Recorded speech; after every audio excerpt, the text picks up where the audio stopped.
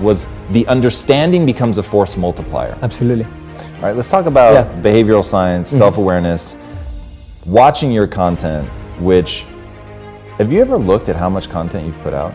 No. It's a lot, dude. Like when you search your name, like to go, because I normally try to watch like basically everything, and I was like, I give up. Like, it's really incredible. And going through that stuff, it seems really clear to me that you have massive self-awareness.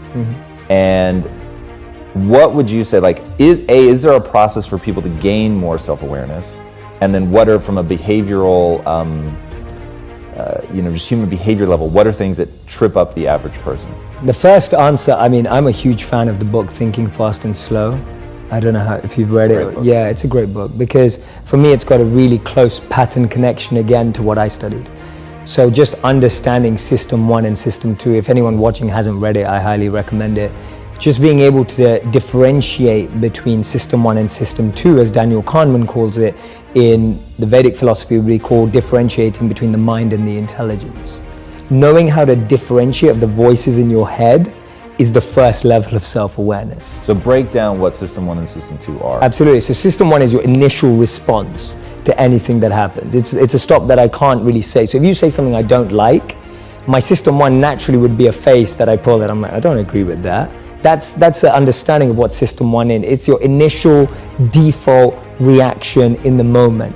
That can be positive often. For example, if someone pulls out a knife, you feel scared and you run. That's System 1. That's a good thing. It's safe for you. But also System 1 is someone says something that hurts your ego and you start defending yourself immediately. That's a negative of System 1. That we would refer to as the mind. It's built up of conditioning. Those responses are conditioned. Those default elements are all there because of habit and continuous practice.